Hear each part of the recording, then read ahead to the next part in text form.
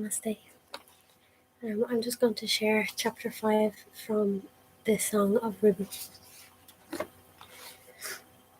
The chapter is called All Are Like the Horns of a Hare, All Are Brahman. I just apologize as well because I have a little bit of a cold, so I hope that'll be okay. All the mobile and immobile world is like the horns of a hare. This, the rare explanation by the grace of the Supreme Shiva, is that of which I will speak now. Listen to this with a concentrated mind. All that is seen as manifold is like the horns of a hare. All that is heard as wondrous is like the horns of a hare. All objects that are seen are like the horns of a hare.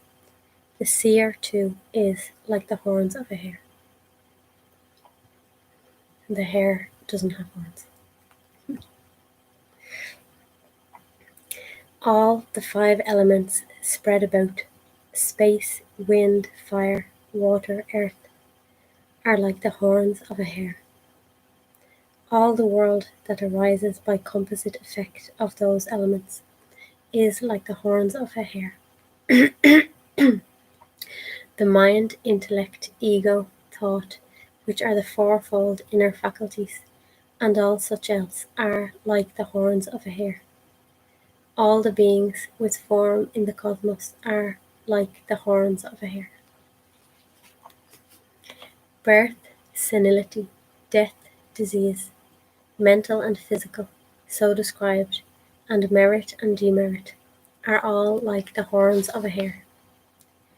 Desire, anger, greed, infatuation, arrogance, and jealousy are all like the horns of a hare.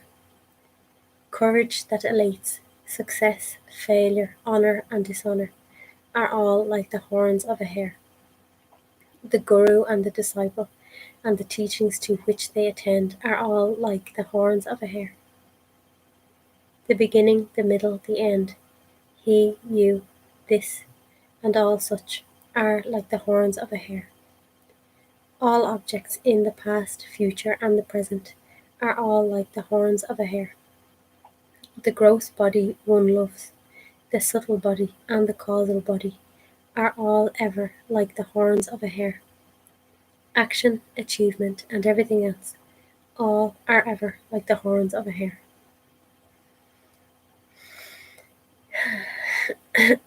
The object of enjoyment, which engenders a sense of possession, and the enjoyer, who resorts to enjoying, are all like the horns of a hare. Equanimity, rejoicing, inquiry, the company of the good, and all such good qualities are like the horns of a hare. Abstentions, observances, physical postures, breath control, and other aspects of yoga are all like the horns of a hare. All varieties of goals and their definitions are all like the horns of a hare. The wavering of thought and its not wavering are like the horns of a hare. The 4 means, such as the defectless discrimination of the real and the unreal and others, are all like the horns of a hare. All the 24 different tattvas, factors of experience, that are talked about are like the horns of a hare. Both the triad of bodies, physical, subtle, causal, and the triad of states, waking, dream, deep sleep, and the 2 sets of sense and motor organs, as well as the pentad of elements and the pentad of gods, like Brahma and others, are all like the horns of a hare.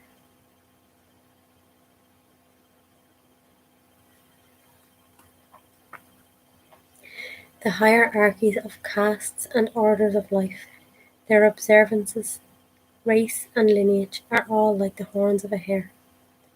The inconstant desire for enjoyment, desire for liberation, and their achievement are like the horns of a hare. The classifications, such as a single category and multiple categories, and the factors of their determination are like the horns of a hare. Even the least particle of the seen and the seeing are like the horns of a hare. All things that owe their existence to thought are like the horns of a hare. All things that are confirmed severally by the intellect are like the horns of a hare. All things that follow a definition by opposing dyads are like the horns of a hare. All objects perceived by any of the senses at any time are like the horns of a hare.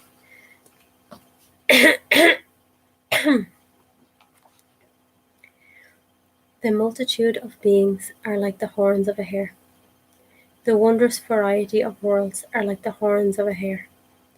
All holy waters are like the horns of a hare.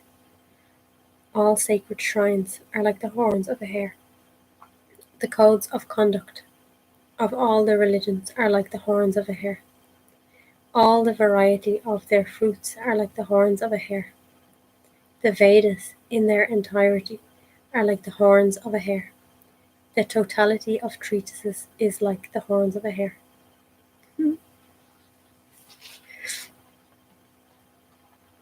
Like nothing exists. They're different words, but then like nothing exists. Whatever you can think of doesn't exist. All ignorance is like the horns of a hare. All knowledge is like the horns of a hare. All bondage is like the horns of a hare. All liberation is like the horns of a hare. All time is like the horns of a hare. All action is like the horns of a hare. The understanding of all is like the horns of a hare. The Lord Ishvara of all is like the horns of a hare. All kinds of individual souls are like the horns of a hare. The coalescence of all is like the horns of a hare. All manner of duality is like the horns of a hare. The truth of all is like the horns of a hare. All manner of scriptures are like the horns of a hare. All the secrets expounded by them are like the horns of a hare. All kinds of Vedanta and settled conclusions are like the horns of a hare. All ever is like the horns of a hare. What is to be discarded as defective is like the horns of a hare. What is to be accepted as desirable is like the horns of a hare. What is considered as fulfilling is like the horns of a hare. What is thought of as beneficial is like the horns of a hare. All the objects belonging to others are like the horns of a hare. All objects that are one's own are like the horns of a hare. The discrimination between the self and the non-self and all such, all are like the horns of a hare.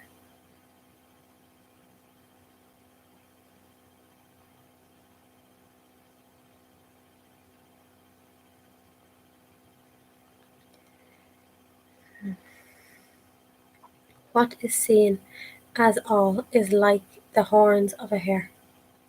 What appears as the truth is like the horns of a hare. What is spoken in love is like the horns of a hare. Interestedly listening to it is like the horns of a hare. Teaching affectionately is like the horns of a hare. Brahma creating the world is like the horns of a hare. Hare protecting the world is like the horns of a hare. Hare destroying it is like the horns of a hare. The legendary lore that is studied is like the horns of a hare. Recollected works and epics are like the horns of a hare. The sanctified Upanishads are like the horns of a hare. The meanings of manifold treatises are like the horns of a hare. The world, individuals, jivas, and the supreme para are like the horns of a hare. The samsara, ceaseless cycle of birth and death, is like the horns of a hare. The pure supreme Brahman alone is ever the one magnificent reality, Son.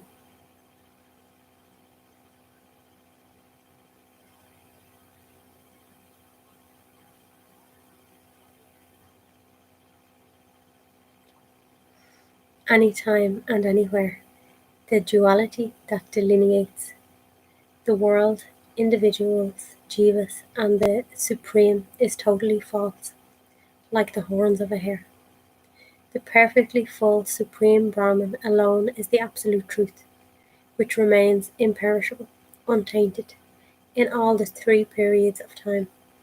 One who listens to and understands this extremely secret truth with no wavering becomes Brahman.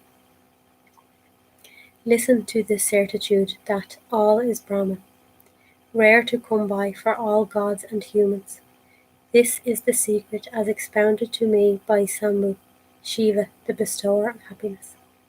Whatever is the substance of the mental mode that is I, whatever is the stuff of the mental mode that conceives of this, and whatever appears as the seen, is all of the nature of Brahman.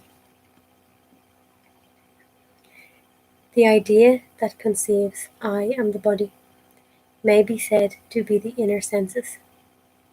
The idea that conceives I am the body may be said to be the perplexing samsara. The idea that conceives I am the body may be said to be the cause of massive fear. The idea that I am the body is not the least bit real. All is of the nature of Brahman.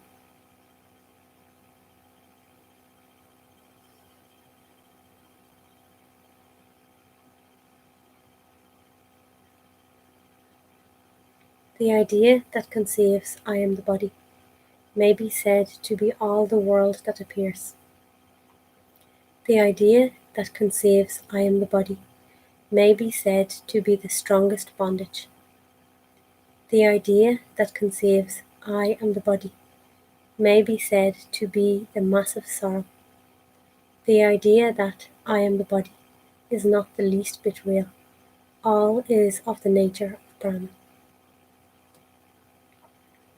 The knowledge that thinks I am the body may be said to be knowledgeless ignorance indeed. The knowledge, the knowledge, the knowledge that thinks I am the body may be said to be the strong knot of the heart. The knowledge that thinks I am the body may be said to be non-existence and existence. Not a particle of that knowledge that thinks I am the body is ever real. Indeed, all is Brahman. The knowledge that thinks I am the body may be said to be the buffeted mind. The knowledge that thinks I am the body may be said to be the polluted odour of vasanas, past impressions, tendencies. The knowledge that thinks I am the body may be said to be all the horrors of hell. Not a particle of that knowledge that thinks I am the body is ever real. Indeed, all is Brahman. The intellect that concludes I am the body may be deemed to be the inconstant individual, Ch5. The intellect that concludes that I am the body may be deemed to be the delimiting factor. The intellect that concludes I am the body may be deemed to be the endless spectrum of sorrows. That intellect which says I am the body is not a whit real. Indeed, all that exists is Brahman.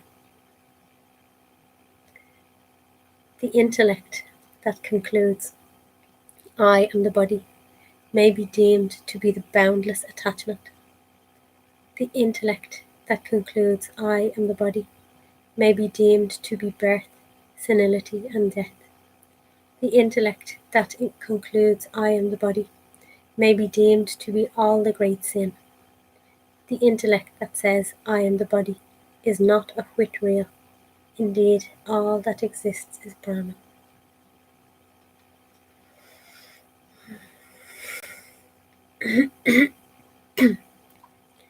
The intellect that concludes I am the body may be deemed to be the immeasurable inauspiciousness. The intellect that concludes I am the body may be deemed to be the countless desires. The intellect that concludes I am the body may be deemed to be the countless varieties of defects. The intellect that concludes I am the body is not a whit real. Indeed, all that exists is Brahman.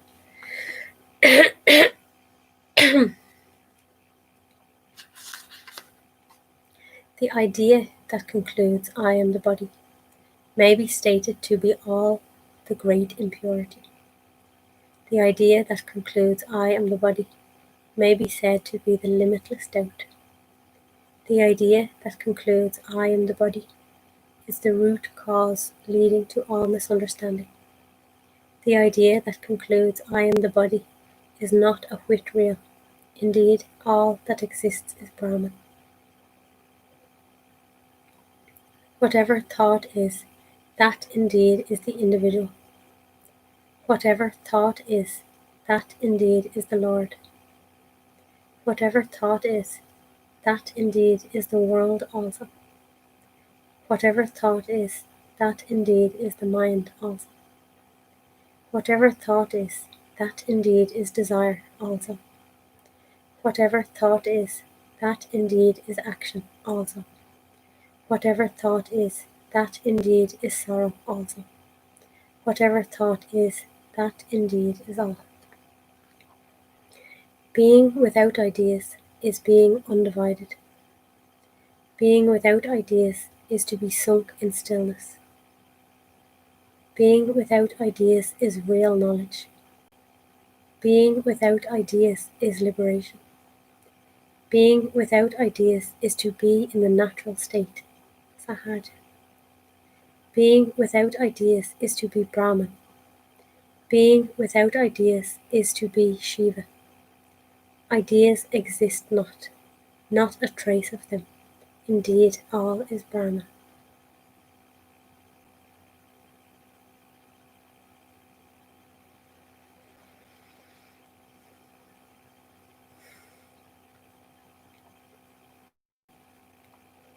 There is not an iota of difference between concepts and ideas.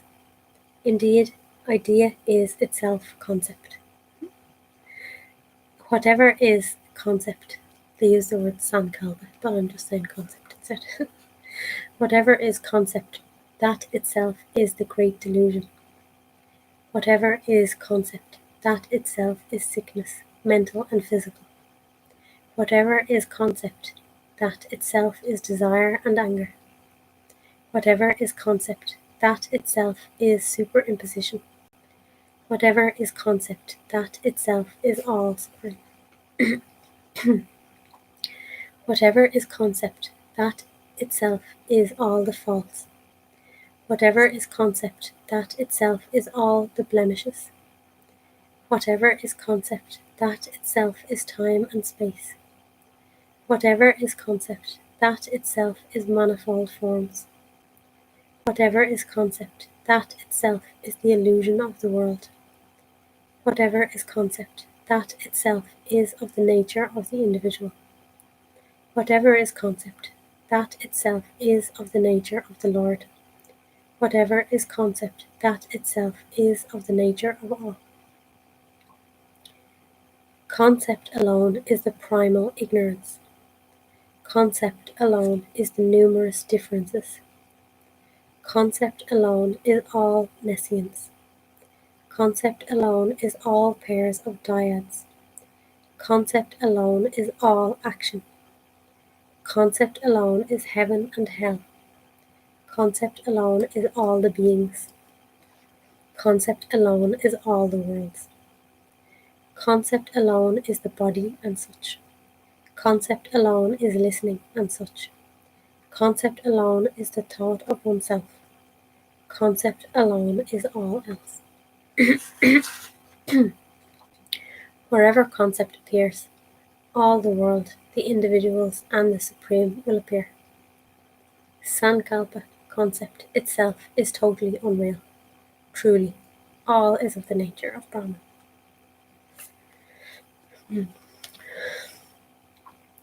Between the mind and concept, there is not the least difference. Mind is all the worlds. Mind itself is the greatest enemy. Besides, Mind itself is the great transmigration. Mind itself is birth, senility, and death. Mind itself is the great sorrow. Mind itself is the great blemish. Mind itself is time and all such. Mind itself is concept and vikalpa. Mind itself is intellect and thought. Mind itself is ego. Indeed, mind itself is all the inner faculties in general. Mind itself is the individual and the bondage. Mind itself is the doer and the enjoyer. Mind itself is earth, water, and fire. Mind itself is air and the expanse of space. Mind itself is sound and touch. Mind itself is form and taste. Mind itself appears as smell. Mind itself is the sheath of food. Mind itself is the sheath of vital airs, pranas. Mind itself is the sheath of mind. Mind itself is the sheath of intellectual knowledge. Mind itself is the sheath of bliss. Mind itself is the gross body. Mind itself is the subtle body. Mind itself is the causal body. Mind itself is the waking and dream states. Mind itself is the state of unattached, dreamless sleep. Mind itself is all the jivas in the waking state. Mind itself is all the jivas in the dream state. Mind itself is all the jivas in the dreamless sleep state. Mind itself is all the aggregate. Mind itself is all the discrete. Mind itself is the multitude of gods. Mind itself is the pentad of gods like the Creator and such. Mind itself is indeed the known object. Mind itself is indeed the unknown object also. Mind itself is all the inert and the insentient. Mind itself is all the duality that is seen. The mind it is that is ever the illusion. Mind is akin to a web of wizardry. The mind it is that is the son of a barren woman. Mind itself is never existent at all. As there is no mind, there is none of concept and such. As there is no mind, there is no guru or disciple. As there is no mind, there is no world or souls. All that is filled with the mind is of the nature of Brahman. I just think it's funny because he spent loads of time saying mind is everything, and then he said there's no mind. And before he started to say mind is everything, he also said mind and concept are the same and they don't exist.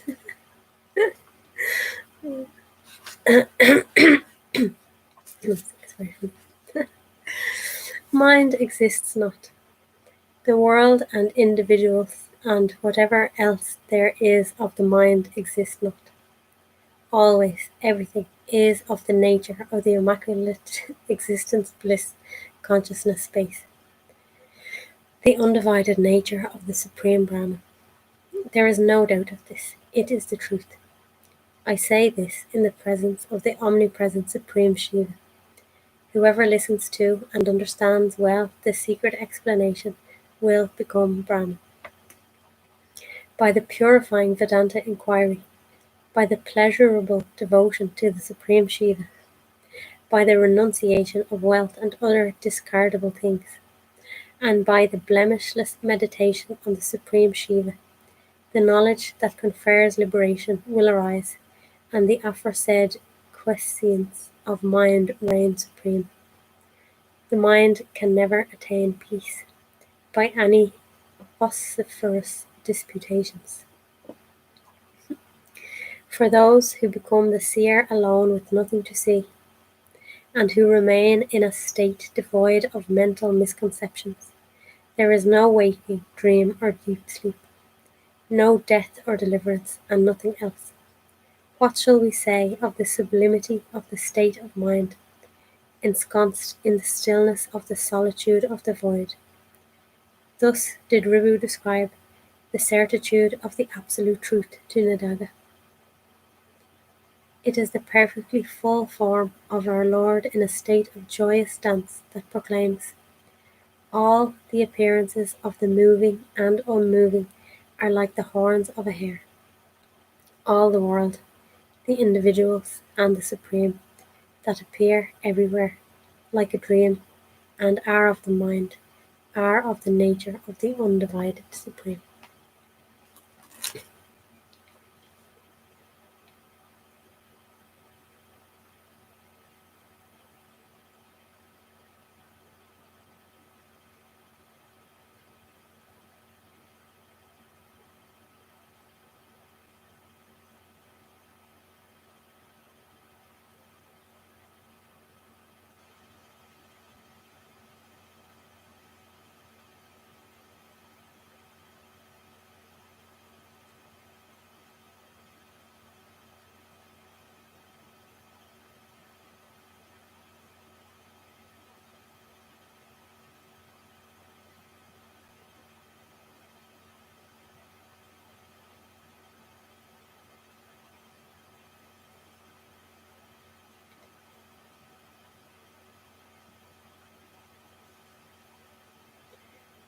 Thank you for listening, and I hope you enjoyed it.